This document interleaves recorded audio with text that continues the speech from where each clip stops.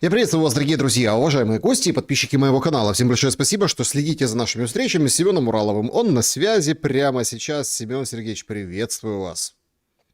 Приветствую, Александр. Зрителям тоже привет. Ох, завершились переговоры в Абу-Даби первый день. Завтра продолжат. И как-то вот, знаете, ну понятно, что информации плюс-минус оттуда какой-то внятной ноль. Показали протокольные фотографии, сообщили о том, что, ну, в общем, переговоры идут. Все пока тайно за семью печатями. Соответственно, украинцы ждут, что скажет Зеленский. В России там Песков обычно комментирует эти вещи. И Лавров вот только что вышел и сделал заявление, что Россия никогда не меняла свои позиции по Украине. И вы знаете, вот это тоже принципиально важно обсудить в контексте вот этого раунда переговоров, как общий фон того, что происходит непосредственно. Но, как всегда, традиционно, вот буквально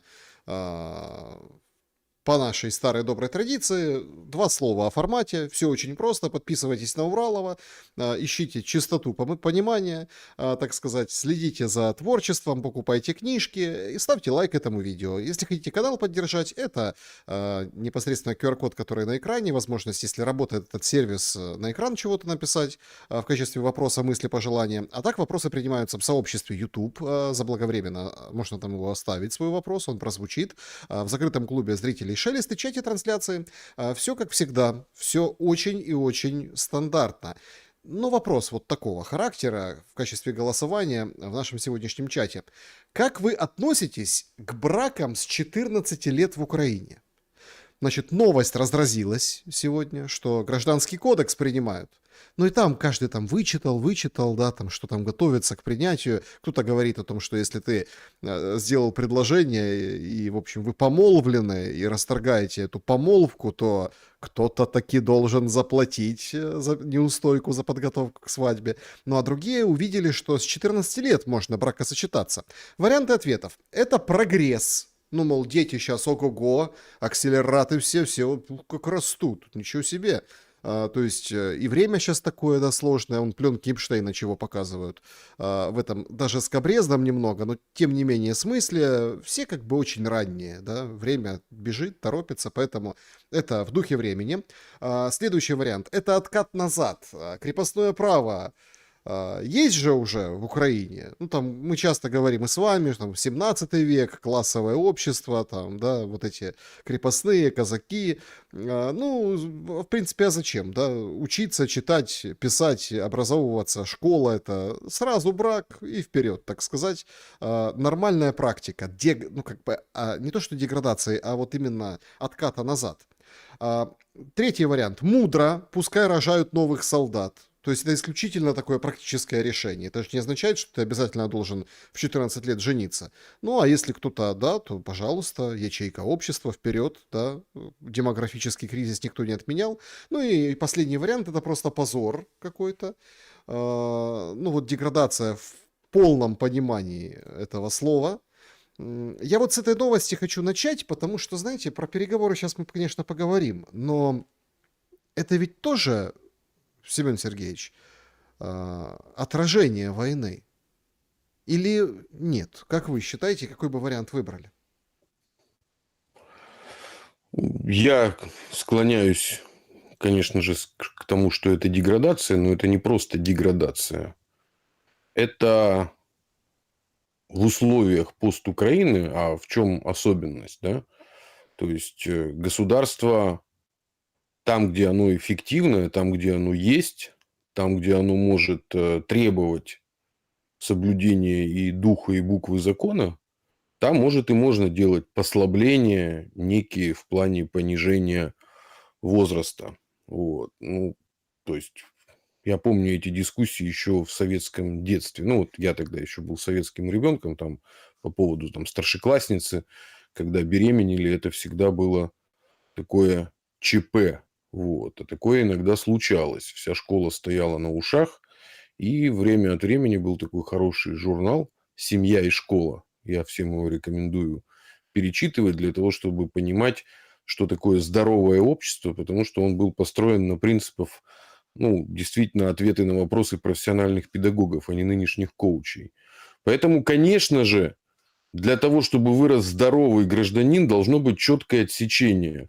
Вот, так сказать, детство, юношество, а вот взрослая жизнь. И создание семьи, то есть заключение брака, вот, это и есть ну, вот эта переходная точка, да, человека.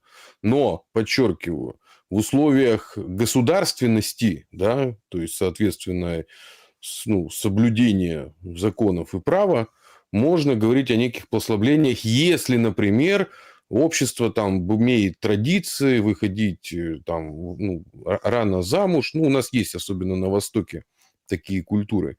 Нельзя сказать, что у славян есть вот эта культура. Поэтому по совокупности факторов я считаю, что это фактически легализация педофилии. И объясню, в чем дело. Ни для кого не секрет, что постукраина превратилась в, ну, назовем так, эвфемизмом, в доноров. Ну, я часто употребляю слово биореактор, но в этом биореакторе есть несколько камер. То есть один из биореакторов – это то, что превращают донаты с Запада в трупы украинских мужчин под видом захиста неньки. Вот. А есть еще несколько биореакторов. Это, в частности, рынок нелегального оружия. Потом постоянно всплывают истории, аналогичные с тем, во что в свое время превратилась Албания. Но Албания, она вот такая на теле Европы. Украина размером с Францию. Это, например, торговля органами, так называемая черная трансплантология, да.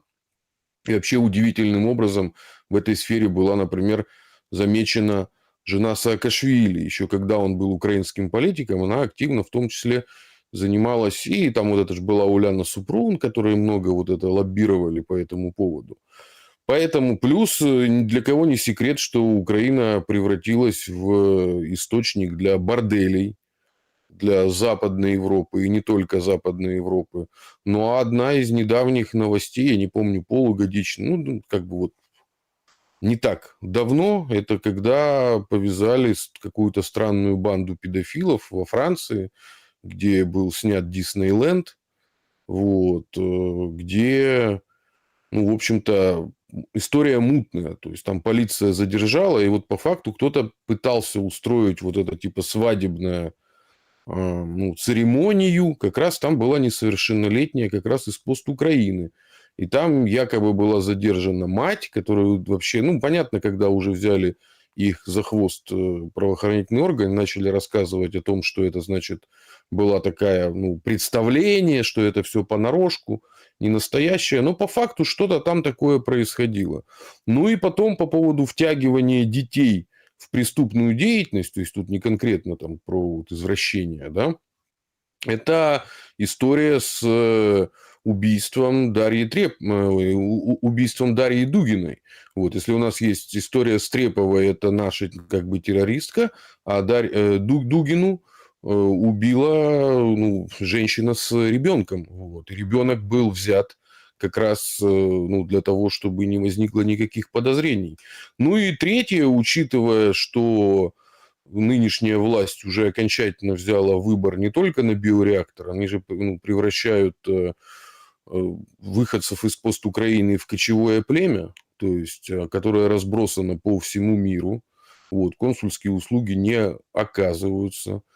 Ну, все держится исключительно на доброй воле стран, которые принимают, потому что Украина не вхожа ни в какой союз. Ну, то есть, ее обладатели паспортов украинских не имеют какого-то, ну, глобального, то, что называется, права. То есть, все просто исключительно на доброй воле, а таких людей очень легко, в общем-то, посадить вот в такую вот рабскую зависимость. Поэтому, с моей точки зрения, вот на что направлен этот закон структурно. Можно будет детей вывозить, в том числе под видом, значит, что выдаем замуж, потом там же еще одна из оговорок, что там если беременны, да, ну, соответственно, вот рынок создают рабовладельческий. Так что ничего Понимаете, в чем принципиально дело? То нового. есть тут же какой момент очень важный. Ну вот Конституцию менять во время войны нельзя. Ну это как бы закон в Украине, и на это все опираются. Преемственность власти, все такое. То есть, но вот такие очень основоположные вещи для украинского общества решения принимать можно. И вот этот гражданский кодекс, только там такие блохи, до которых докопались. Вообще в целом, да, то есть принятие гражданского кодекса, где граждане лишены в большинстве своем прав, в ограниченном состоянии находятся из-за военного положения, а их, получается, немножко утрясают и унормируют. Это вот именно отношение как бы государства к человеку вот такое проявляет, и вот здесь можно, здесь нельзя, но это ведь еще в лишний раз доказывает, что вот эти, например, там переговоры об окончании войны, да, вот эти все, это какая-то вообще какая-то элитарная тусовка, это вообще не касается людей. Ну вот давайте, хотя бы вот этот яркий пример с энергоперемирием, да, который вот что он показал? Он показал, что условно, если Путин и Трамп договорятся, то какой-то режим какого-то прекращения огня будет. Сейчас быстро нужно было пожарить, и разные там аналитики проофисные, они вот говорят, смотрите, а Зеленский-то прав говорил, когда вчера с Рютте вместе, что там 4 дня в неделю у россиян, мол, неделя длится, да, 4 дня, а не 7. А потому что там же отчитывалась Минобороны о том, что поражали объекты. Но речь-то шла о Киеве, Киевской области. То есть изначально вот этот факт мы опускаем, и давай как бы нагнетать. Зеленскому надо спасать свое реноме. То, что выкинул Трамп, он фактически сказал, да, Путин с ним можно договариваться, вот мы договорились. Неделя мало, да, мало, но это хотя бы что-то. Намекая, что Зеленский и об этом не договорился в свое время. Плюс эксперты очень интересные появляются там на киевских муниципальных каналах, отсюда туда прикрутили политику, хотя, ну, честно говоря, там молодая девушка, энергетический эксперт, ну, научной деятельностью занимается, выходит и как эксперт говорит, что энергетическое перемирие, вот то прошлое, Украина сорвала. Украина. И все такие, как, вы что такое говорите? Причем никто не сказал ничего против, никакого аргумента против, а все просто набросились на нее. Это у нас такая стандартная практика. Получается, что Абу-Даби это, как это, номер, да, дохлый номер. Все просто отбывают номер, они приехали зачем-то посидеть, пофотографироваться. Если решение Киев примут, то по обмену пленными, по каким-то другим вопросам, таким, да, очень важным, безусловно, вопросам, но, скажем, абсолютно не касающимся сути. Американцы говорят, нам все равно на территории. Излучает Буданов, Арахамия и Умеров, что, в принципе, как бы сговорчивая Украина. Политико пишет о том, что могут быть прорывы. Вот российская делегация тоже, все технари, все, в общем, там, как бы, чего ждать от этих переговоров? Ну, во-первых, давайте войдем, так сказать, в мою профдеформацию когнитивной войны, а там всегда имеет значение язык и политические понятия. Это не переговоры, это контакты. Я просто настаиваю, чтобы их так квалифицировать, потому что если мы будем называть это переговорами, то мы самооблучимся пропагандой. Мы будем Еще раз выдавать объясните, желаемое почему. за... Вот еще раз объясните, Ну, почему. смотрите, переговоры – это когда есть некий предмет переговоров. То есть мы о чем-то договариваемся. Есть покупатель, есть продавец, или обмен, или возврат чего-то, да? А в данном случае нет пока предмета переговоров, потому что те условия, которые выставляет Москва, как требования свои по демилитаризации, денацификации, там же есть еще, там же матрешка, я напоминаю, потому что, тоже давайте себе вспомним, что есть малая украинская трагедия, есть большая украинская трагедия. Малая – это то, что происходит между Киевом и Москвой, а большая – это то, что происходит между Востоком и Западом, да. И там же есть одно из требований, я напомню, возврат инфраструктуры НАТО по состоянию на развал Советского Союза. Вот. И в этом смысле, а украинские, позиция ж какая? Границы 91 года, да? Поэтому переговоров нету, да? Потому что, как учил монтер Мечников в «12 стульев», да, согласие есть продукт непротивления двух сторон, за что получил похвалу от Остапа Ибрагимовича, да? А там, я напомню, утром деньги, вечером стулья. Ситуация была очень похожая, потому что Украина ведет себя именно таким образом. Она говорит, да, мы как бы в принципе не против, но давайте и выдает, ну, у вас просто товарищ Димура многократно это доказывал, да, то есть попытка выдать прекращение огня за мирный процесс. Вот. Это иллюзия, на это уже не пойдут, потому что я напомню, что Минские соглашения это и был такой фокус. Я специально перевожу в правильные, так сказать, понятия, потому что Минские соглашения, они же как продавались, да? Они продавались как мирный процесс. Ведь почему там было так много пунктов? Помните же формула Штайнмайера, да? То есть это же формула. А что значит формула? Формула есть, когда мы хотим, ну, дойти до необходимого решения. В этом же смысл формулы, да? И поэтому там какие были пункты, да?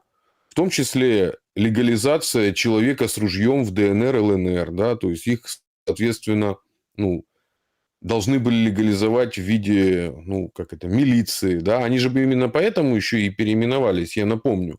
Это же республики Донецк с Луганском пошли в сторону того, чтобы вот давайте двигаться внутрь Минских соглашений, то есть армии даже переименовали в милицию, да, ну, что вот типа у нас не армия, у нас самооборона. Так они Ну, вот, изначально и это такие были, двигалось далеко. подождите. Нет, ну, они изначально были. Ну, как нет? Началось с Луганской гвардии и Донецкой гвардии. Гвардия слово было, там, местное, это во времена Был армейский Майдана. корпус. Был Нет, армейский корпус. ну, Ну, смотрите, как нет? Вот когда я жил в 15-16 году в Донецке, первую книгу вот свою как раз писал там, вот я помню эти этапы, вот, как республики, вот, в общем-то, не шли далеко в вопросах собственного госстроительства. Именно почему? Потому что витали Минские соглашения. Но уже к 17 году стало понятно, что никто не собирается принимать никаких законов, вот, что стопорит Порошенко, и никто этого не собирается делать. Вот и все. Но Минские соглашения – это же был пример того, что схема выдать перемирие за мирный процесс уже не получится. Ну, почему? вот в этом... Этим же Ну, как профессионально почему? Ну, потому что один раз уже развели. Это же Витков профессионально занимается, с Кушнером теперь этой темой. Ну, вы же видите, как американцы ведут, скажем так, свою историю. Вот закончилось все в Венесуэле или нет? Конечно, вижу.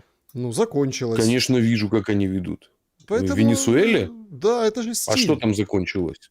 Ну, там как Ну, бы что там после закончилось? спецоперации, Семен Сергеевич. Ну, вот смотрите, то есть они же и ведут так. Им не нужна какая-то точка железобетонная. Им нужно, чтобы, прекратили стрелять. Все, сливки сняли. Помните, газу подписывали как? Ну, вот это вот все. Газа. Нет, то, что им понятно, им я согласен. Я же говорю про нашу сторону. Наши на это не поведутся. Потому что один раз они уже сняли сливки с Минских соглашений. Ну, все, 2 раза не работает. Так, Один раз можно обмануть. ну, смотрите, тут же понятно, что один раз можно обмануть, но Путин же почему-то на услугу соглашается Трампу. Ну, это, Неделю кстати, не еще стрелять. вообще неизвестный факт. Ну, потому что мы не понимаем, что происходит в секторе военно-промышленного комплекса. Если мы посмотрим на структуру, ну, скажем так, ударов по пост-Украине, мы увидим там четкую волновую, так сказать, ну, явно идет накопление неких ресурсов, а потом масштабный удар непосредственно, ну, массовый. Я не знаю, что там было за перемирие. Я сейчас нахожусь в Евпатории. Вот. Я каждый день, я тут недалеко от побережья, я каждый день слышу, так сказать, ну, звуки того, что борются с угрозами. А потом в новостях такая общая статистика, понятно, никто никакие подробности не сообщает, но это как раз один из заходов на Севастополь. А вот недавно я же был в Севастополе, у нас там такой интересный проект «Маячок», вот, с товарищем капитаном, вот, и блогером по совместительству. Там вообще, он как раз в Стрелецкой бухте находится, у нас студия. Вот. И там так слышно каждый день. Мама, не горюй. И я вот сейчас тоже связывался с коллегами, все громко, все слышно. Поэтому я не очень понимаю. В Белгороде посмотрите, что было.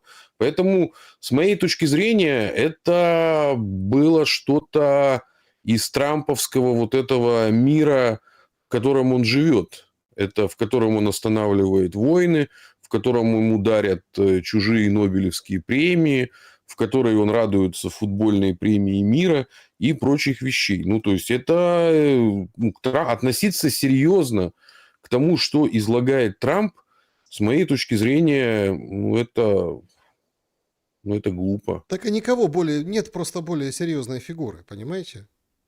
Ну, почему? Надо слушать, что заявляет Си Цзиньпин. Надо слушать, что заявляет Ким Чен Ын. Надо слушать, что Моди заявляет. Нет, Надо слушать, в теме что Украины, подождите, руководители стойте. Евразийского В союза. теме Украины нет никого, кто чего-то более весомого заявляет. И это продемонстрировано. Почему? Продемонстрировано, взяли носом Зеленского, ткнули и показали, что смотри, Зеленский, вот, я договорился про неделю не стрелять, понимаете? А ты договорился? Нет, потому что Стамбул второй... Так это же его тыкнули для своей аудитории. Смотрите, Александр, давайте вернемся. Это не помню, какая наша была беседа, но где-то посередине, когда мы устанавливали, что то, что Трамп произносит, у этих текстов, ну, во-первых, это месседжи, к ним правильно относиться, да, это его твиты, это человек из этой уже новой культуры. Но у нее есть несколько адресатов. И большинство адресатов это внутри США. Ему плевать на нашу аудиторию, на украинскую тем более плевать.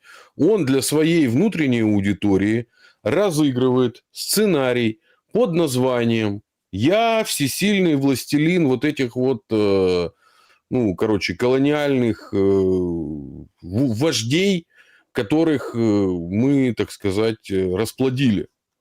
Вот смотрите, как я привожу к повиновению вождей взбунтовавшихся. Это имеется в виду Венесуэла. И там, кстати, еще ничего не произошло. Там все только начинается. Да?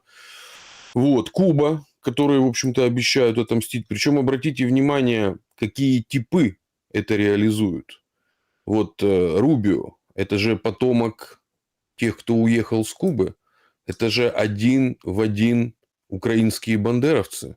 Это которые вот окопались. Вот как жена Ющенко была из такой, происхождения такой семьи. Те, кто окопались и, в общем-то, мстят своей родине. Вот. Это какие-то мерзопакостнейшие люди, да. То есть, в этом смысле и у нас очень все проявилось во время Великой Отечественной войны, как разделилась иммиграция. Одна повела себя как с уважением, как там генерал Деникин, да, который ни в коем случае, а кто-то как атаман Краснов, хоть с чертом, но главное против большевиков. Ну вот Рубио это такой же Краснов, Бандера можно сравнить его. Но его, если правильно сравнить, с таким Кубиевичем. Было такое, как бы тоже мерзостный деятель исторический. Про Бандеру знают, а про того знают как автора украинознавства. А он на самом деле был гражданским администратором того, что, псевдогосударственность же была. Он это все, собственно, администрировал именно непосредственно, причем находясь больше даже в Кракове, чем на самой Украине. Вот это вот Рубио такой же. Он сделал карьеру в свое время в австро-венгерской армии, в австрийской. Потом, собственно, пошел служить нацистам. И Ну, это, таких конечно, было очень параллель много. Вот такая, Рубио конечно, это параллель, такой же конечно, персонаж. сильная, очень сильная параллель. Рубио Бандеровец, это прям так звучит, знаете, звучит Только относительно Кубы. из канадийщины, да, такой, из канадийщины. Вот, да, он из канадийщины. Но я, кстати, раз уже к этому мысль подошла, я сегодня же тоже готовился, и у меня вот есть ряд стихотворений, это по поводу того, что делать с украинскими элитами. Вот вы же помните, наверное, такого деятеля Дмитра Павлычка? Помните? Вот. Это же был такой деятель, который боролся, значит, за Украину в 90-е. Вот был он, Хмара, потом еще Драч. И вот стихотворение его из советского прошлого. Пара четверостишей. «О ви, борці за Україну! Я вас ніяк не нахвалю. Ви вміли підпалити сіно і туго затягти петлю. На шиї брата ви уміли, гестапівці не розуміли, на що ви здатні. Скуповато платили чемним наймитам». И вот уже с современности другое стихотворение. «Під Нью-Йорком табори військові, синьо-жовті мають прапори. Як убити з кров'ю чи без крові, вишкіл там ведуть професори. Всі вони майстри удару в спину, вішальники, гангстери, збої в боротьбі за вільну Україну пропонують методи свої». І заканчиває он. «Виплюйте бандерівську блекоту, вийміть свого тіла їдь, не служить ні гунові, ні готу, а самі собі ви послужить». Пророческие слова, Александр. Вот под Нью-Йорком, да, таборы, они были, это никто не скрывал. Они создали отдельный там антибольшевистский блок народов. Ну, произошло все по Зиновьеву. Целились в советскую власть, в КПСС, попали в Россию. Да, так оно и было. И в Украину попали, то есть в историческую Россию. Вот это персонажи, но что самое страшное, к ним же перебежали. Вот этот же Павлычка, это же кто был? Это был перебежчик, понимаете? Вот. Он первый побежал, так сказать, бороться. Потом я не брал его стихотворение, он же этот Сивочолый Гетьман, это же, ну, не он, это, по-моему, как раз Драч. Но это вот персонажи такого же уровня, которые потом славословили Ющенко и всех остальных. Проблема украинских элит, если говорить системно, это в их умении, ну, кстати, и интеллигенции тоже, мгновенно переобуваться. То есть, вот поверьте мне, я прям живо представляю, потому что я видел в позапрошлой жизни, особенно из числа местных органов власти. Я же на Украине любил работать как раз на региональных выборах, и там мэры, горсоветы, облсоветы, когда-то в юности даже райсоветы, там были ряд приграничных во Львовской области, и, ну, там, где контрабандисты, знаете, в райсоветах, я знаю, что и в Луганской области райсоветы там тоже окапывались, разные люди. Вот, поэтому, особенно когда было вот это региональное приграничное движение, и вот, соответственно, я видел, как люди себя изображали, кто-то и там одевался в форму офицера НКВД и блатовал на 9 мая, вот, кто-то, ну, кстати, давайте вспомним знаменитую фотографию Гордона с кем? С Шуфричем, когда они одеты в красноармейцев, вот. Или Лешка с георгиевскими ленточками. Да? Это же все было, и это никто не скроет. И вот Павлычка, да, который, в общем-то, мы же прочитали стихотворения, они же правильные, они же с точки зрения, они даже, можно сказать, пророческие. То есть, да, там, кстати, есть одно четверостишье, последнее, оно как раз, что за это все заплатить придется нам. Вот смотрите. «Це брехня, що Україну вилю...» значит, так. Сейчас найдем. Ну, в общем, там одно из четверостишей, что, короче, нам расплачиваться за вашу деятельность. Не раз ви ходите голодні і приклунаєте цей світ. Єдині ми збагнули добре, і ваше серце прехоробре, і ваші сяючі уми за все розплатимось лиш ми. Смотрите, это же пророческие слова. Вот сейчас поколение расплачивается за Павлычек, которые вроде бы знали, к чему это все ведет. Он же сам с Западенщины, если не ошибаюсь. Вот. Но причем был, премии получал, ценили его в Советском Союзе. А он проявил свое нутро в 90-е. Оказался перебежчиком, предателем, зраду совершил. Ну, понимаете? И вот в этом смотрите. вся главная проблема. Украинские элиты – это зрадоносцы. Смотрите. То есть, они все выросли из очень большой зрады. Вот это действительно проблема. Но без элиты ничего не бывает. Ну, давайте тоже. Конечно, не бывает. Понимаете? Вот это все элиты, зрадоносцы. Вот, ну, смотрите. Элиты, вот я даже когда-то вот показывал, да, у себя в телеграм-канале, одни и те же лица. Ну, Гордон, которого вы вспоминали, все те же самые. Портников, там вот эти все, так сказать, как бы лица меняются очень мало. Даже вот эта смена 19 года, когда там фотографы, продавцы линолеума, ну вот сейчас, например, да, у нас там кто? Буданов, Арахамия и а, Умеров. А кого они представляют? Ну, то есть, вот кого? Ну, это не элиты. Они Элиты на представляют... Украине закончились в 2004 году, когда они не смогли отстоять суверенность государства. В 2004 году все элиты начали бороться за то, кому бы остатки вот Украины подороже продать. То есть они вынесли остатки. То есть государство было захвачено. В первую очередь были захвачены спецслужбы. Я, кстати, наверное, к следующей беседе подберу цитату Турчинова, вот, когда он стал главой СБУ. У меня там когда-то читал его книжку, тоже откровенно.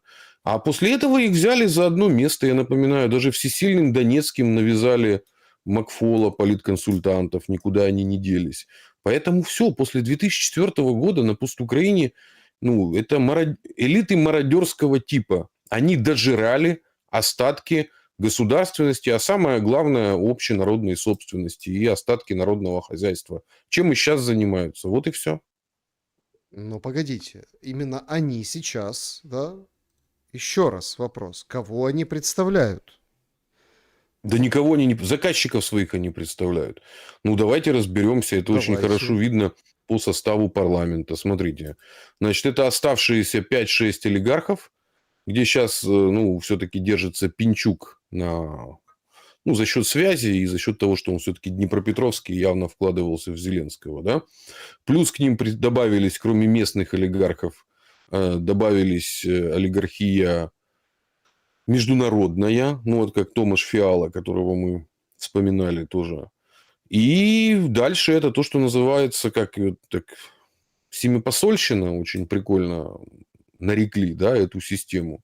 А дальше это захваченное государство, failed state так называемый, которое осуществляется таким сложным управлением, остатками, значит, осуществляется сложным гибридом спецслужб, международных финансовых организаций, потому что это все еще и большая прачечная, да, на этом зарабатывают, и огромного количества фондов, и плюс специально созданной интеллигенции, ну, или политизированного меньшинства, вот, которая изображает, что все хорошо, прекрасная маркиза, дела идут, дела идут. Вот как это работает. Семен Сергеевич, еще раз. Речь идет о том, чтобы остановить войну на определенных условиях. Вы говорите, что там группа переговорщиков – это не элита. Ну, тогда можно пойти Нет, дальше в конечно. ваших рассуждениях, сказать, что и Зеленский – это не элита, сказать, что его 5-6 менеджеров – это не элита. Я смеялся в голосину, когда увидел материал «Украинской правды», озаглавленный, что Буданов не стал проводить кадровые чистки. Татаров остался там. Да, Не стал. попадалось в ленте. Не стал. Ну как, он не стал. А другие там стали. Кадров нет. Он не такой. Нет, не потому... Это вы говорите, кадров нет. А он же так же никто не скажет. Там говорят, не стал. То есть вот он рассчитывает на этих старых кадрах. И вот мы наблюдаем эти старые кадры. Пока далеко не ушли, здесь очень важный момент по поводу Второй мировой войны. Была же обстреляна Родина-Мать. Ну, вот эти витражи повылетали, когда сбивали беспилотник того зала, который непосредственно под постаментом Родины Матери. И там очень много вот золотыми буквами выписано героев Советского Союза, которые, ну, в общем, получили эту медаль, эту награду за свои подвиги в Великой Отечественной. Музей переименовывали раз, два, в общем. Выбегает директор, показывает журналистам, смотрите. То есть картинка априори, ну это по вашей практике, да, такая вот должна лупить на весь мир. Русские обстреляли Родину-Мать. Красиво же, потужно. Вот, смотрите, повылетали витражи, мы вынуждены закрыть этот зал, там спустили отопление, чтобы как-то отапливаться, будем ремонт сейчас делать. Но о том, что 2 дня назад сбивали буквы о том, что их имена здесь высечены навечно, да, вот текстом, потому что они по-русски, и потому что это деколонизация. Об этом никто не сказал, понимаете? И вот тут... Ну, знаете, история с Родиной Матерью – это история про пигмеев и наследие более высокоразвитой цивилизации. Дело в том, что Родина-Мать – это настолько монументальная и профессионально сделанная, кроме всего прочего, конструкция, что украинской власти не под силу ее демонтировать. Ну, для того, чтобы это не обернулось какой-то катастрофой, вроде там, не знаю, падения. Ну, то есть это же ужас, что может произойти. Это будет, конечно, еще и страшная зрада и даже позор, сором, да? Поэтому вот вокруг нее они носятся. Если бы могли спилить, уже бы давно спилили. Вы же представляете, сколько еще и можно на металлолом сдать. Это ж там столько металла, что какой-нибудь начальник участка, который бы это делал, он бы себе домик бы прикупил бы где-нибудь там То есть вы считаете, на просто выезде куда-нибудь. физически не было ресурсов, поэтому не снесли, а так бы снесли? Конечно, однозначно снесли бы. Тем более, это же не просто Родина-Мать. Это же, ну, как бы несколько символических фигур, таких же, как в Трептов-парке в Берлине. Потом же у нас есть Сталинградская Родина-Мать. Вот. И еще где в Мурманской области же, где сейчас боюсь ошибиться, где меч куется и передается. То есть там это же как бы очень символические вообще конструкции. Родина-мать, она своя отдельная концепция, но тем не менее, вы посмотрите, разве много таких конструкций вообще на постсоветском пространстве? Их очень немного. Ну, кстати, судьба показательна, почему бы они обязательно бы ее растащили. Если бы это не стояла бы Родина-мать в центре Киева, то, скорее всего, у нее была бы судьба, как был легендарный памятник. Я всем рекомендую посмотреть, его уже нету. Это или Ровенская область, по-моему, Ровенская, или Житомирская. Памятник наступающим кавалеристам-буденовцам. Это когда был польский поход Буденова, вот это Тухачевский же там как раз был. И там памятник, где вот конница, буденовцы, они прям вырываются. Он построен, он похож в этом смысле такой же уникальный памятник, как памятник Артему в Артемовске, да, где он сделан просто как такой интереснейший. И вот эта вот кавалерия. И она, я просто много же ездил еще в нулевые, постоянно, когда ты за рулем едешь, то есть ты не можешь ее не увидеть. Это очень красивое зрелище. За ним просто не ухаживали. Он начал разваливаться. Потом от него остался только уже остов. Его растащили местные жители, а потом спилили. Вот я думаю, если бы Родина-мать не стояла бы в центре города, ее бы, в принципе, и бросили бы еще, начиная со времен Ющенко, на произвол судьбы. Но тут такая вещь, если бы с нее начали отваливаться железные все эти конструкции в центре города, ну, это уж совсем зрада-зрадная. Поэтому поддерживали в состоянии. Вот и все. Мгм. По поводу элит очень важный момент. Смотрите, сейчас тяжелая ситуация со светом, с электроэнергией, понятно, да, там, и это зарождаются вот эти новые дискуссии. Этого не было, кстати, при прошлом блэкауте, я как бы такого не помню, да, и наоборот все друг другу помогали, покупали втридорога вот эти, ну, всякие приспособы, генераторы польские, в общем, и так далее, там все друг дружке пытались как-то помочь, а сейчас вот какая-то вот, какой-то раскол произошел. Кто-то танцует на Киевском море, кто-то там гуляет, кто-то шашлыки жарит, кто может себе позволить. Кто-то сидит, ну, все сидят как бы без воды, без света, без тепла. Но, тем не менее, вот линии раскола вот эти вот они прописаны. Но сегодня происходит кульминация вот этого. То есть это вот практически учебник, как бы оседлать любую проблему и вытащить как можно больше гешефта. Власть придержащими, элитами, как мы их там закавыченно называем, по отношению к людям. Значит, сегодня прогреваются две темы экспертами. Тема первая.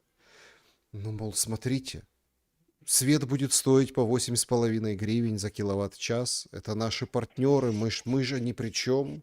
То есть этого света не хватает. Люди перекрывают дороги, плюются, бьются, дерутся на фоне этого света. Там, вырывают зарядки у людей, которые там... Появился свет, он кинул со своего окна второго этажа подзарядить электрокар. Это ж понимаете, как это все обернулось? Нам же как Запад говорил, смотрите, электрокары, вот, это же новое будущее, экологически чистое, там, без топлива, без выхлопов. Ну вот, пожалуйста, да, вот они, эти электрокары, прям большая проблема. Так еще и морду могут набить за то, что ты пытался зарядить. Первая тема, так будет дорожать, Запад же выкручивает руки. И тема вторая. Слушайте, вы там заряжаете свою зарядную станцию, ну, тут EcoFlow или, ну, такие аккумуляторы. Накапливайте электричество. Платите отдельный тариф за то, что вы накапливаете. Это ж вы не просто включили и пользуетесь. То есть, вы понимаете, я вот все могу, как бы... И очень, кстати, интересно с вами вот это вот проводить вот эти линии, параллели. Так а выгода, нажива, ну, то есть на беде, на людском каком-то горе. Когда мы говорили о том, что в ТЦК есть коррупция, я помню, мы только начинали, там, 2 года назад, все говорят, да не, ну какая коррупция, да ну успокойтесь. Сейчас это уже все знают, все нормально, все пройдено. А сейчас у нас новая беда. Проходит несколько шагов и опять выкачивают деньги. Понемножку или сразу помножку. Выкачивают, как бы садятся на потоки. То есть там задержали каких-то людей, которые из армии людей доставали. Тебя могут за 16 тысяч долларов из твоей части, где бы ты ни был, на передовой, чуть подальше, в любую точку Украины. Ну, такой телепорт. Хлоп, и ты там. Если 40 заплатишь, за рубеж прям отвезут. И вот этим пестрит опять и вновь украинская лента. О чем это говорит? Это говорит о том, что процесс пожирания общества самих себя, он усиливается. Просто давайте немного, ну, так сказать, теории, да. Когда нету государства, то общество погружается в, ну, назовем это так, анархические отношения. Но это на первом этапе. Это то, за что очень любили пост-Украину вот между 4 и 14 годом. Почему, кстати, много россиян переезжало? Потому что была вот эта иллюзия свободы. На самом деле это были как бы, ну, последствия уничтожения государственности. Была очень такая лагідна коррупция. Можно было все порешать. Ну, чуть-чуть денег. Особенно, если ты там из Москвы, из Питера, откуда-нибудь там с северов переехал, то вообще все еще и очень дешево, очень доступная коррупция. Но это было с 4 по 14 год. Вот. А потом, когда под эгидой конфликта внутри себя элиты захватили уже государство полностью, отдали стратегическую часть Западу, а сами начали бороться за остатки, то общество уже перешло в ситуации самопожирания. Вот. И, в общем-то, сначала, ну, как это же было сделано?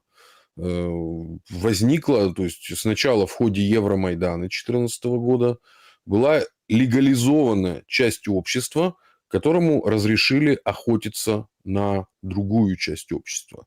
Главное, чтобы ты был, так сказать, не правильных цветов. То есть, сначала же сказали, вот, сепары, их можно, так сказать, жрать. Вот. Там же в первую очередь были экономические вопросы, потому что под этим видом проходил передел бизнеса. Ну, много-много чего происходило. Но в 2014 году на это закрывали глаза. Это же где-то там проходит. Где-то на Дальнем Востоке, на Донбассе. Что на это все смотреть, да? В Крыму не получилось. Но дальше же это раковая опухоль, она же расползалась. Ну, вспомните новости там 17-18 года. То где-то там оружие какое-то героя то продавал, да? То еще что-то творили. Ну, мы же помним, откуда взялся лидер нынешнего Азова, там, запрещенного у нас и все такое. Он же за что сидел в 2014 году? За покушение на убийство вьетнамского предпринимателя. Послушайте, да То он есть, это же, взялся, давайте... Семен Сергеевич, он взялся с Валдая, в том числе. Нет, мы о ком сейчас говорим? Про Белецкого? Да. Нет, ну погодите. Это был маргинальный. Я работал в Харькове.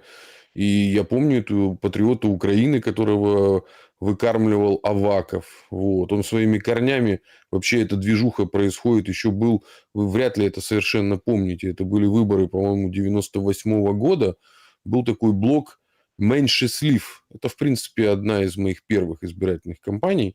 Это был удивительный альянс львовских и харьковских нациков. Вот. Со Львова была тогда вот эта СНПУ, которая потом стала «Свободой», социал-национальная партия, которая свастику вообще и не скрывала. Этот, в общем-то, волчий крюк у них был всегда на эмблеме. И харьковские нацики, которые потом эволюционировали в националистов. Вот. И Белецкий – это из молодежных активистов вот этой вот движухи, которая из конца 90-х. Ну да, там была тусовка совместная с нашими нациками. Ну, в частности, вот этот, как он, Боцман, выходец из этой истории. Потом этот тоже экстремист-террорист наш, как этот, Капустин, да, я так и не понял, его ликвидировали или нет. Это была общая постсоветская тусовка фашистующего элемента, которая прорезалась в конце 80-х, начале 90-х годов. Я, кстати, тоже неплохо помню Питер периода 300-летия, как тогда шутили, зоолетия, ну, если читать 300 как зоо, да, и сколько еще было тогда скинхедов шастало по улицам. Так а куда они Там, я делись? помню, окрестности... Ну вот давайте. Ну, куда? Их системно унасекомливали. Ну, почитайте, например, что там произошло. У нас там был деятель такой Белов-Поткин. Вот, так, по-моему. Ну, в общем, он как Белов более известен. Движение ДПНИ. Вот. Это было такое вот сосредоточение вот таких вот фашистующих, нацистующих элементов.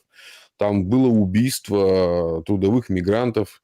Вот. Ну, где они? Там, где и положено. Там, где и Белецкий сидел в 2014 году за покушение на, подчеркиваю, вьетнамского предпринимателя. Но, опять же, мы-то понимаем, что это только... Почему я привожу этот пример? Это только повод. Борьба за чистоту расы. Все прекрасно знают, что в Харькове вьетнамцы – это важнейшее вообще, ну, раньше, когда я там работал, да, такая диаспора, не просто диаспора, там есть свой вьетнамский банкинг, это когда под честное слово ты отдаешь значительную сумму денег, а тебе передают, ну, это во всех азиатских странах есть, да, вот, и, соответственно, вот, это просто все знают, что у вьетнамцев много кэша, тем более это еще тогда же было, до цифровой период, Ну, то есть ты и поэтому отдаешь это был... деньги, а тебе передают что? Не, ну ты отдаешь их, допустим, в Харькове, а Я тебе понял. же тут же, ну, твоему контрагенту отдают под честное слово где-то в Ханое или где-то там закупаешься. Ну да, Это первые известная азиатская система банкинга. вьетнамские криптообменники, да, сейчас вот такая история. Ну, нечто Ну, это, похожее. говорю, тот период еще до крипты, до всего. Ну, погодите, в Одессе на 7-м километре так работали. Потом, кто у меня из вот этих вот коммерсов, кто закупался в Китае, он тоже постоянно ехал, так сказать, под честное слово заключать контракты на месте. У меня там был знакомый, шубами занимался. Он на месте все отобрал, да, то, что он берет.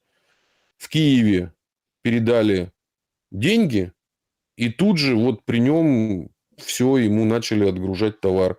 Это особый тип отношений. Ну, это я просто для чего привожу пример. Мы ушли в сторону. И вот поэтому говорить про элиты после 2014 года вообще нельзя. Если после 2004 года элиты продали государство, то после 2014 года они превратились в мародерские, они превратились в людоедов. И они начали настраивать одну часть общества, пожирать другую. То, что мы говорили, образовались стаи, которые охотятся, хищников, стада, это тех, на кого говорят ФАС, теперь вот вы атакуете. Ну, кстати, вот ну, у вас же похожая ситуация, если говорить на уровне схемы. На вас ФАС сказали, все бросились пожирать. Чего такого? Это обычная схема, она ничем не отличалась. Ну, а то, что в Украине коррупция уже давно стала системообразующим элементом, то есть это не государство, в котором есть коррупция, это государство, в котором без вложения денег вообще государственные функции не работают. То есть можно сказать, что эта коррупция пожрала украинскую государственность. Но это не только ее, похожая ситуация в Молдове.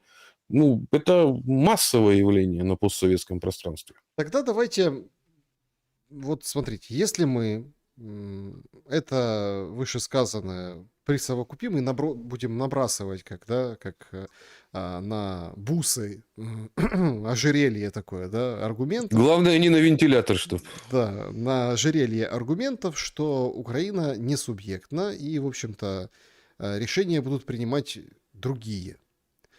Сегодня очень интересный геополитический день, потому что Си Цзиньпин созванивается с Путиным, они очень долго говорят. Из их речи потом Ушаков объяснял там, да, ну, как бы суть переговоров. Вообще как-то очень странно выглядит Совет мира. Россия вроде как не против, Россия вроде как согласилась. Ну, по крайней мере, был такой позитивный сигнал. Давайте так, согласия такого стопроцентного не было, но, в общем-то, да, рассмотрим, конечно, почему бы и нет. А вот после этого созвона, ну, простите, как-то вот уже все должно согласно ООН быть. Обсуждали Украину, обсуждали там другие сферы интересов. И сразу после этого Си Цзиньпин созванивается с Трампом. И тоже публикует пост о том, что ну, просто феноменальный разговор у них прошел. Дональд Трамп доволен.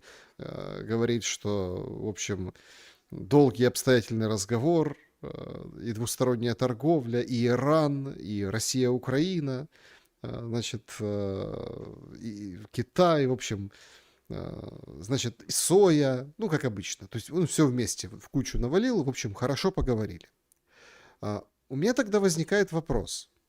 Так, а что решается?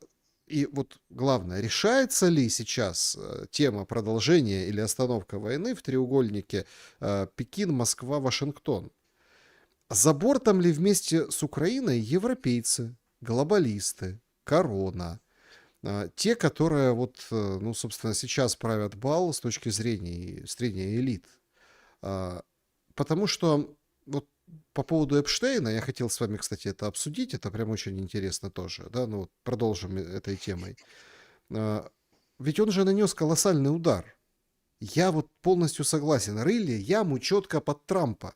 Прям вырыли, положили туда эту всю веточками, прикрыли, и он должен был в нее угодить. А угодили все. И сейчас смотрят все смотрят на Запад, и все в шоке. Новый день, новые откровения. Там то какие-то бывшие мисс Вселенная 15-летними девочками рассказывают, каются, то какие-то звезды, то политики, то все на свете. И это стало не проблемой как бы Трампа, а проблемой всех.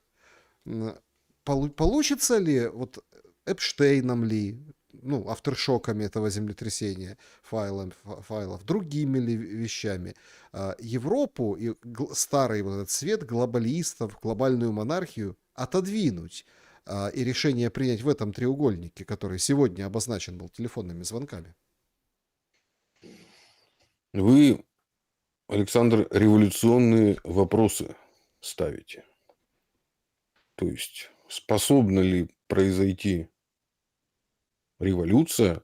Потому что для того, чтобы сменился самосистемный фундамент в Штатах, там нужно изменить саму модель государственности.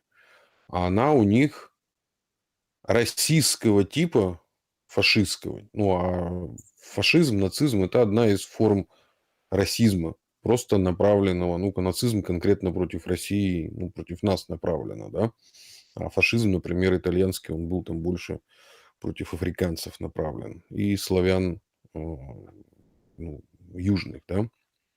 Поэтому это государство изначально на этом построено. Ну, это идея рабовладения, это идея, ну вот, например, давайте вот посмотрим. Сейчас они вот носятся со всеми своими этими, ну, употребим термин медицинский, гомосексуалистами, да. Ну, а когда-то они их не просто, они их лечили так, что убивали там электродами в виски. И это было не так давно, это было вот буквально 50 лет назад. Это очень странная культура американская, которая создана на перманентном насилии. Вот, например, что меня поражает, причем на насилии коммерческом. Это вот что поражает меня, это вот в период ну, вот, Великой депрессии было очень распространено шоу, танцевальные марафоны. Слышали о таких? Они очень красиво выглядят, если их вот там показывают на картинке, много пар, они танцуют. А смысл был в чем? Смысл был в том, что это был аукцион. И деньги получали, ну, как пирамида. Та пара, это по всем штатам было, та пара, которая дольше всех танцевала. И там танцы шли, знаете, часами. Ну, есть там какая-то рекордсмены, они что-то там 36 часов танцевали. И люди, значит, это смотрели и с радостью аплодировали, делали ставки, смеялись. А что происходило с этими танцорами чаще всего? Они чаще всего умирали от изнеможения. Вот, потому что они потом оставались, вот там же они выбывали, оставалась только одна пара. Вот победители чаще всего становились потом инвалидами. Вы представляете, что с ногами происходило 20 часов? Они спали друг на друге, пары. А дальше чаще всего человек становился либо инвалидом, у него ноги были просто уже нефункциональны, либо огромная часть людей умирала. А публика этому всему аплодировала, ну где ты еще за полбакса, собственно, посмотришь. Дальше. Это же эта культура родила индустрию порно. Ну вот это всегда, это ну, потайная часть культуры, она у нас была. Мы можем посмотреть там фрески античные, часто, ну, там, особенно в учебниках истории, там, хихикают, да, в детстве. Но в целом она была потайная. Ну, американцы в свойственной им культуре поставили это на индустриальный уровень. Ну, вот обратите внимание, какие страны в этом смысле дальше всего ушли. Голландцы, американцы, британцы, англичане. А кто такие американцы? Это продукт, вот в первую очередь, вот замеси этих трех культур, английской, британской и очень сильная роль голландской. Ну, тот же Нью-Йорк, это же изначально Нью-Амстердам. Поэтому это культура, которая действует по принципу как можно больше создания шоу, а второе, как можно больше создания проблем везде, где мы можем, потому что у них концепция, все богатые и влиятельные люди должны к нам в Штаты перевозить свои капиталы, спасать.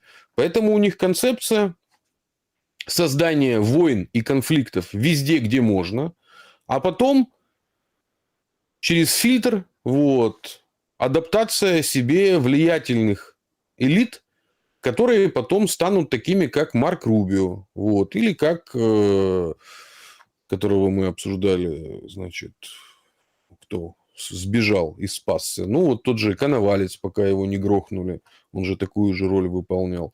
Вот эта модель США. Поэтому то, что Трамп произносит, и вот это пафос, который он разгоняет, это игра, с одной стороны, на публику, а с другой стороны, это игра в свое собственное политическое будущее. Потому что Трамп сейчас попал в ту же ситуацию, в которой попал Клинтон. Такого рода скандалы – это лучший стимул для того, чтобы загнать человека, попавшего с не просто это педофильский скандал, да, это самый мерзостный.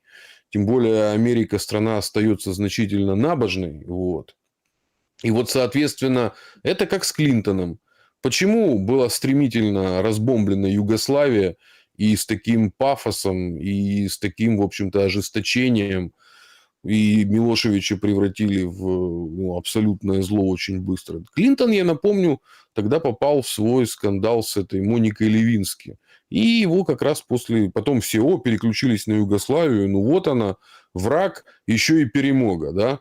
Мы быстро. Поэтому Трамп сейчас загнан, как любой человек, который попал под влияние компроматом, а это как бы компромат на Трампа, он сейчас будет идти по проторенному пути создания как можно большего количества проблем и создания как можно более яркого шоу вокруг этого, чтобы это дело Эпштейна и ему подобные, в общем-то, никак не обсуждались.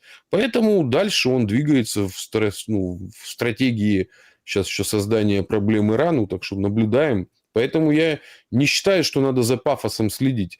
Надо слой пафоса счищать и смотреть, где там находится логос. А логос в том, что они не прекращали создавать войны по всему миру, вот, и это не останавливалось ни на один год.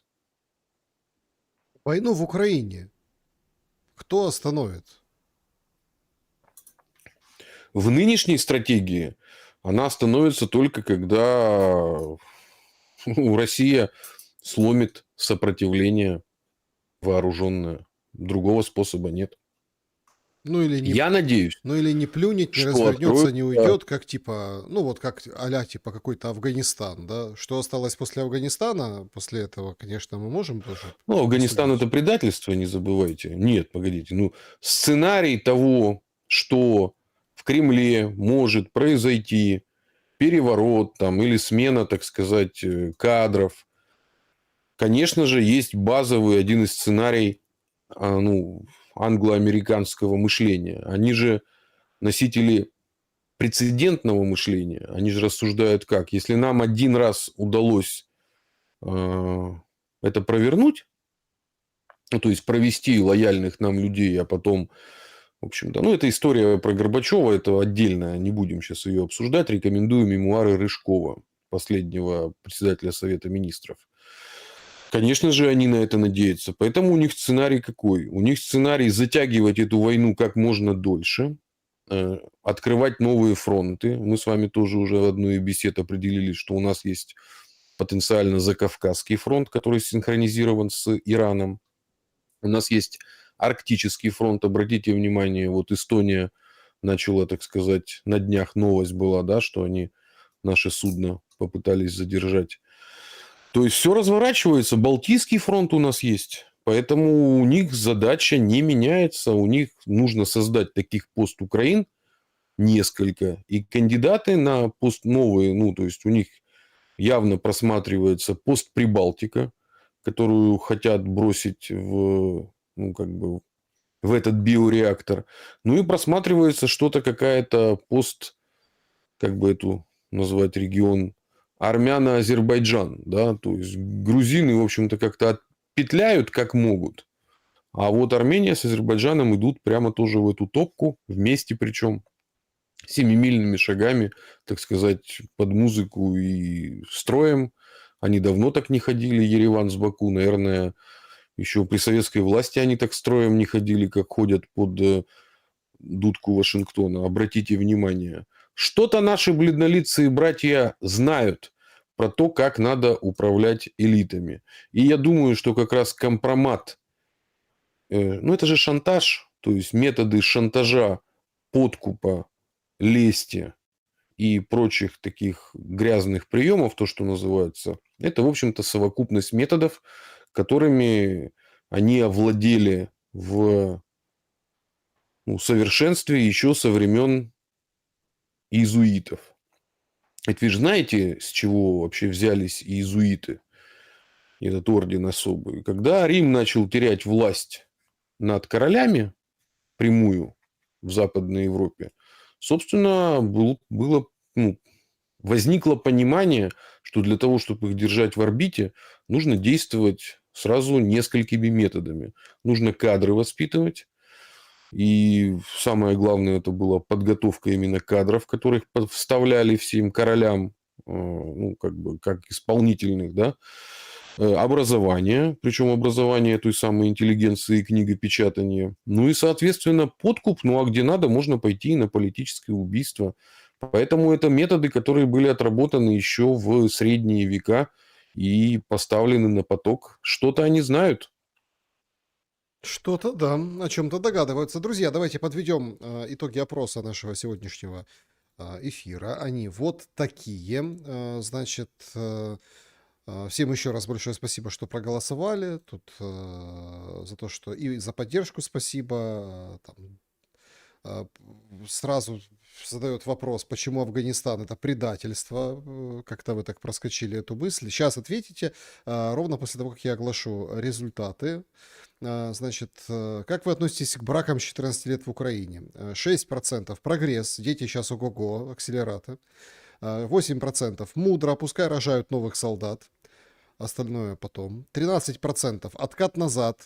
Крепостное право есть уже, видите, то есть там 17 век структура общества, ну и браки пораньше, а чего нет? Ну, так вот. Исторический такой колесо, разворот колеса. И 74, конечно, позор, деградация. И, в общем, люди негодуют к этим нововведениям, которые вполне вероятно ну, вполне вероятно, да, будут приняты, проголосованы гражданский кодекс во время военного положения. Так почему Афганистан предательство? Ну, потому что мы ушли из Афганистана, будучи, ну, фактически победителем в этом конфликте. Мы из Афганистана ушли под влиянием разрядки. Мы чаще всего помним про перестройку, которая проходила внутри Советского Союза. Была еще разрядка. И она была направлена, началась она с сокращения количества боеголовок, а дальше были завиральные идеи о том, что, значит, надо прекращать соперничество в холодной войне, и уход из Афганистана правильно рассматривать в единой череде событий. Это сдача ГДР в пользу ФРГ. Я, кстати, рекомендую посмотреть неплохой. У нас вышел фильм ГДР в прошлом году. Там, я считаю, впервые, там просто есть детективная составляющая, ну, приключенческая, шпионская, скажем так. А есть политическая составляющая. Там как раз действующие, понятно, актеры, ну, там политические диалоги и Горбачев, и Яковлев, и Шеварнадзе. И Горбачев, борясь, у него была ситуация очень похожая на Зеленского. Он боролся за аплодисменты западной публики. Он хотел войти в историю как великий реформатор. И его на эту тонкую лесть брали. Еще там важна роль Яковлева, который, судя по всему, был завербован, когда был послом в Канаде. Он это, в общем-то, не очень и скрывал. Если мы посмотрим его постперестроечные статьи, он прямо говорит: да, я боролся на разрушение страны. Если мы посмотрим, в какой ситуации уходила США, вот Штаты уходили из Афганистана, и уходили, ну вот, наши войска, Штаты действительно бежали, потому что они не могли контролировать.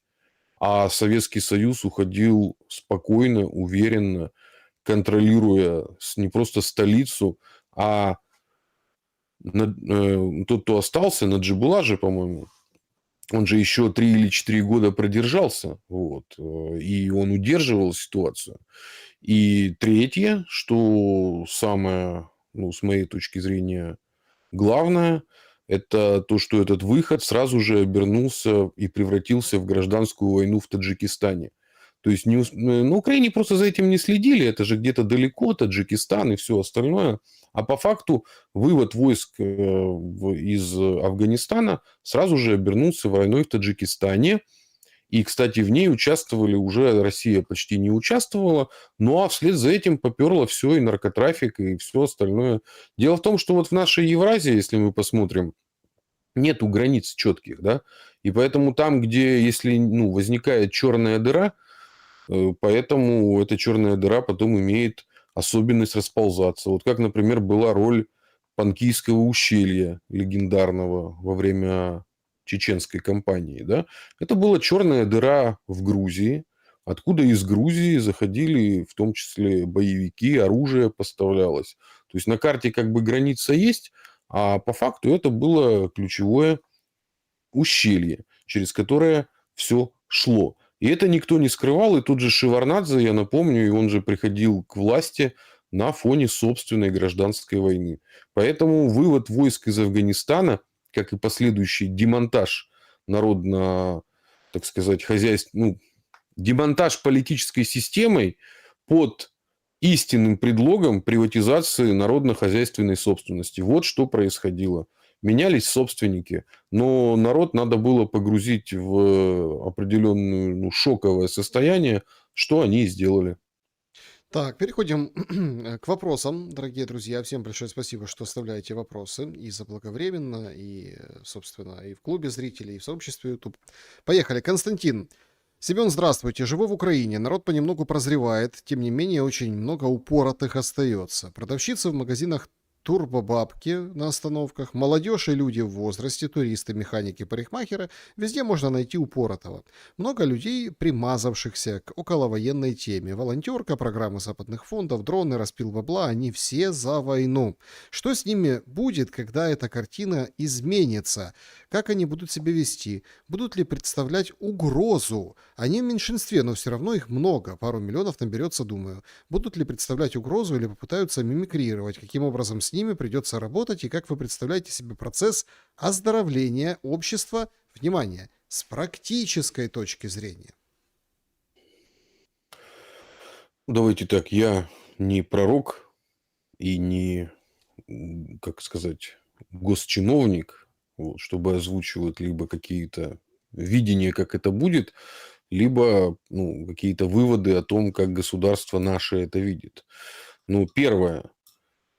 То, что вы называете, это и есть один из элементов денацификации. То есть удаление из публично-общественной сферы как минимум и воздаяние по заслугам тем, кто кликал войну, работал на войну. Там же есть кликуши, я напоминаю. Есть операторы этой войны. Есть выгодополучатели, инвесторы. А есть просто, так сказать, попутчики. Да? Ну, как это должно работать? Надо изучать опыт наших предков. У нас был этап реинтеграции. Какой опыт нам получит? Опыт Молдавии 1940 года и потом 1944. Там же тоже было агентов румынских разведок и всего остального, и фашистов румынских навалом, да? Что-то же как-то делали. Опыт реинтеграции 1939 и потом 1944 год Западная Украина и Западная Белоруссия. Вот. Ну, вот чего? Надо изучать. Потом еще интересный опыт. Это когда мы у финнов забрали назад Выборг и окрестности. Это север Ленинградской области с 1940 потом по 1944. Потом интересный опыт, например, Карелия наша. Она же была когда-то Карело-Финская республика. Но финны же пытались сделать из карелов, но не получилось. Поэтому у нас опыт противодействия разного типа национализмам и последовательное искоренение первооснов фашизма так или иначе есть. Но я предполагаю, что большинство выгодополучателей этой войны, наскирдовав уже как бы деньги, окажутся там же, где оказался вот этот вот Рубио, Стыцко, оба Стыцка и прочие деятели предыдущей версии украинского национализма, ну уже нацизма. Мгм. Вопрос из сообщества YouTube. Скажите, Семен, Россия двигается вперед, как вы полагаете? До каких пределов она готова заходить дальше при сложившейся обстановке? Благодарю, Александр. Всем добра. Ну, опять-таки, мы сейчас находимся, вот уже ну, после завершения иллюзий контрнаступа, мы находимся внутри сценария под названием «Битва за левобережье». Ну, вот я для себя ее так описал. Сколько будет проходить эта битва, как она будет длиться. Ну, этим могут рассуждать только те, кто имеет какие-то доступ к сверхсекретной информации, но они не имеют права об этом рассуждать. Да? Поэтому могут быть только догадки. И мое предположение, основанное на том, что это не только война, ну, то, что называется сейчас кинетическая, но и когнитивная, то есть не кинетическая, ну, как это в НАТО разделяют, то должен произойти какое-то символическое событие. Скорее всего, это будет падение окружения, капитуляция какого-то крупного населенного пункта. Вот я думаю, что это может стать переломным моментом вот внутри битвы за левобережье. А дальше ну, начнется новая, так сказать, партия стратегическая. Добрый день, Александр Семен. У меня вопрос. Павел Челин в недавнем интервью сказал, что его пугает общая реакция на файлы Эпштейна. Кто-то комментирует шутя, кто-то, мол, это вся элита такая, ничего не поделаешь. Он считает, что общество, в котором не найдется хоть кого-то, кто скажет «нет» таким элитам, обречено на смерть. Как думаете вы? Ну, в смысле, ну давайте скажем нет таким элитам. Все, получается, мы не обречены на смерть. Это же вопрос выбора личный.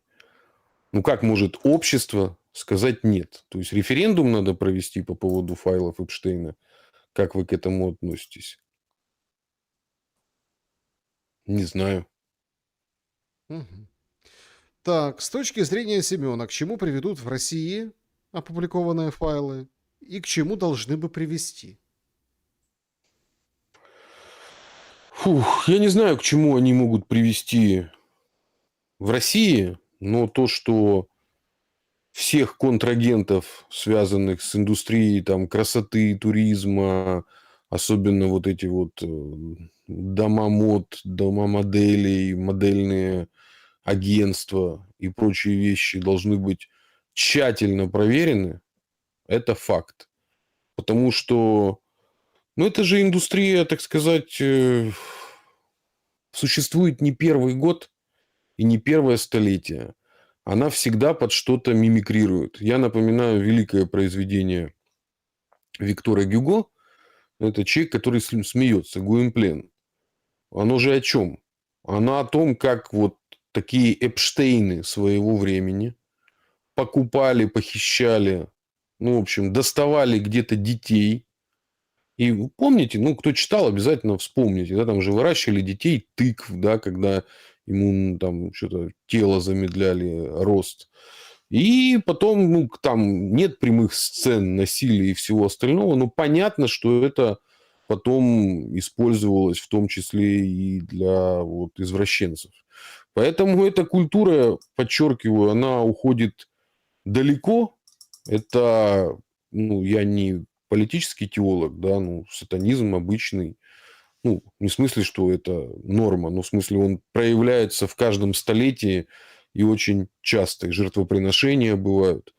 Поэтому с этим надо как бы бороться системно, но просто другой вопрос, что эти же файлы Эпштейна и вот этот компромат, что там теперь не очень понятно, где, так сказать, истина, а где в эти 3 миллиона там 500 нужных документов сфабрикованных насыпано. Поэтому нужна бы очень серьезная экспертиза, причем такая глобальная, чтобы айтишники там, ну, имеется в виду специалисты по кибербезопасности. Там же у каждого файла можно определить исходник, у него есть свой системный код, если особенно покопаться в этом, как это, в руте, да, в корневых вообще всех, которые хранятся документы, если бы они открыли бы нашим, допустим, китайским, ну, каким-то авторитетным, да, где развито вот эти вопросы кибербезопасности, то можно было бы понять, где действительно, так сказать, исходники, а где уже чего-то накидали А вы же специалисты видите, кстати, по... никто не усомнился. Вот это тоже как интересный момент. Одни там прокуроры бедные, которые жертв, это же долгие процессы судебные, и говорят, ребята, что вы делаете, Минюст, да позакрывайте вы что, там и имена, и обстоятельства, зачем? Нам же дело вести, нам сложно. А никто не усомнился, подождите, так а что они вывалили в количестве 3,5 миллионов, да? И сколько там, 500, 100 Шоу, ключевых? новое шоу, да, шоу must go on. Ну вот если говорить о том, что это с культурно-политической точки зрения, то это продолжение шоу, в котором и Трамп участвует, где он часто бывает заводилом, ну, в общем, которое сопровождает уже сколько, ну, вот много лет, на нашей памяти уже десятилетия. Поэтому, ну, а то, что они, так сказать, рептилоиды, подонки, извращенцы и мрази, ну, об этом, так сказать, нам... Даже я в детстве, ну, не то чтобы хорошо слышал, да, но я слушал ту пропаганду, ну, которая была в том числе о том, как основы жизненные устроены. Вот это было в детстве у нас там, когда публиковались результаты отчетов, началась же там дружба между там советскими школьниками и американскими, и там вот были соцопросы накануне развала Советского Союза, что волнует, так сказать, старшеклассников Советского Союза. Там было отношение с родителями, выбор будущей профессии, а что волновало американское общество. Ну, вот именно родителей, детей, то есть тоже старшеклассников. Ну, это, так сказать, ранняя беременность, аборты, употребление запрещенных веществ. Ну, вот, теперь, смотрите, прошло 30 лет, и возникает вопрос, наше общество стало больше похоже на американское, или американское общество куда-то развелось, ну, в сторону какого-то гуманизма. Нет, ничего это не произошло. Поэтому тенденция, я говорю, которая 30 лет, и я в этом смысле рекомендую прочитать детскую сказку, вот, написанную тоже в позднее советское время. Автор Кичигин, значит, называется «Два цвета радуги». Это о том, как советские школьники попали в страну Акерем. Ну, там все наоборот, да. Америка Акерем. Это такая игра, как в «Королевстве кривых зеркал». Конечно же, эта книга является аллюзией на «Королевство кривых зеркал». И вот как советские школьники попадают в эту Америку, и как они удивляются тому, как все устроено. Сказка ложь, да в ней намек.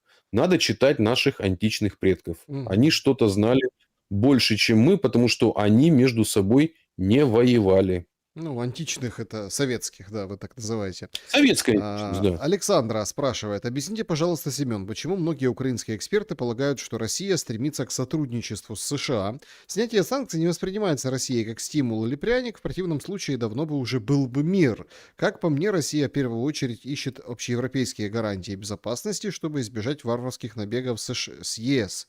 Конечно, она не против выгодного сотрудничества с США, но стратегически Россия уже выбрала курс на сближение с Китаем и другими странами Азии. Си зовет Путина в Пекин на весенний визит, где в очередной раз будут подписаны новые соглашения, а также на саммит АТЭС в ноябре. К тому же объединение цифровых валют БРИКС не за горами и может существенно снизить влияние западных санкций. Так на чем же основываются мнения о якобы неутомимом стремлении России сотрудничать с США? Ну, давайте скажем так.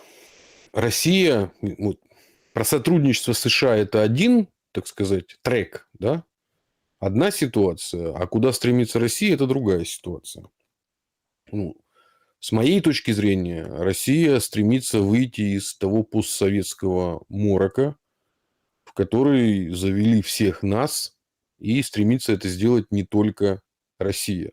То есть на постсоветском пространстве обозначился некий набор республик, которые примыкают к федерации на пути выхода из фактически колониальной зависимости, в которую мы все попали уже году в 93-94. А по поводу взаимодействия с США, ну, надо всегда смотреть не на пафос и кто что говорит, а на основополагающие стратегические документы.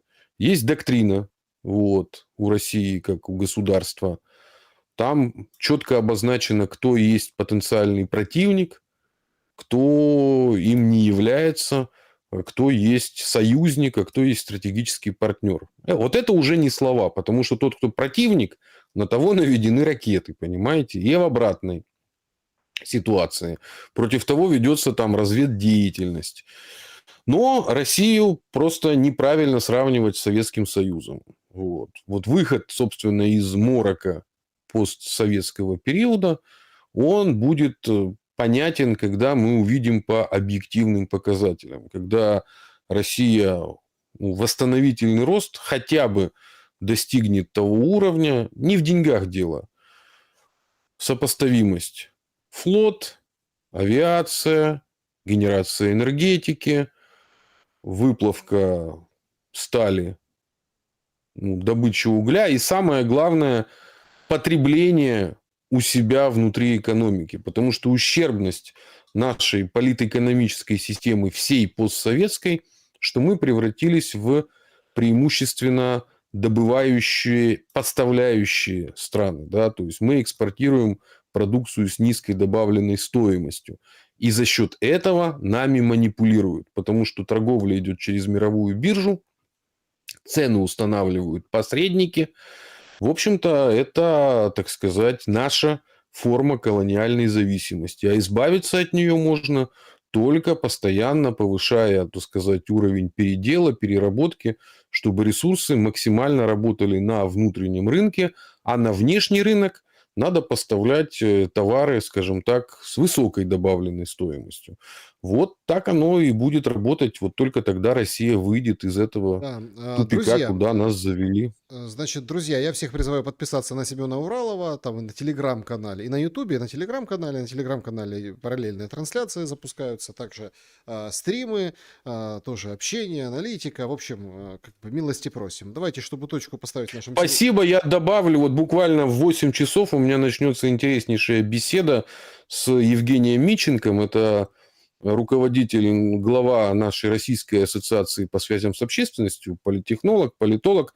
Мы как раз будем разбирать хейт и компромат в мире цифровых сетевых медиа, как вести себя политику, лому и пользователю. Да, Это будет более такая теоретическая вещь, но мне кажется, что это всем надо сейчас освоить, потому что нами манипулируют с помощью простейших вот таких вещей. вот, предваряю возможно, и эту беседу в том числе, чтобы точку поставить, я все-таки не могу вас не спросить. Сейчас вот и люди спрашивают, и, в общем-то, украинские разные паблики пишут. Это, конечно, феноменально, да. Ну, цитировать не буду за недостатком времени. Короче, Мендель выходит, да, и вот сейчас вот только что разгоняют методичку по разным телеграм-каналам офисным о том, что Мендель работает на российскую пропаганду, это в России вот это все, вот эти, короче, все плохое из России. Она вот по поводу этих всех колдунов, это специальный вброс по поводу этого магического мышления.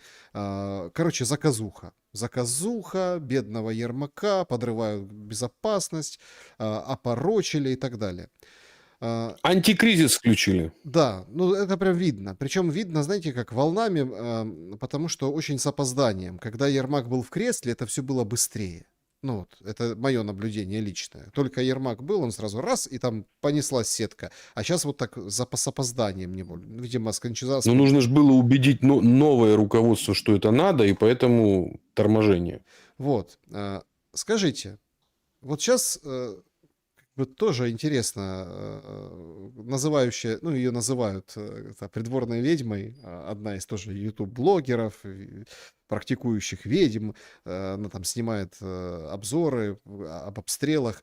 Она фактически подтвердила, что Ермак вот этим всем занимался. Но она такой выпад сделала, говорит, и что? А вот правда, так и что? Ну, занимался, ну, вода с мертвеца, ну, фенечки. Как вот с политтехнологической точки зрения вы оцените этот скандал? Вообще, а был ли скандал?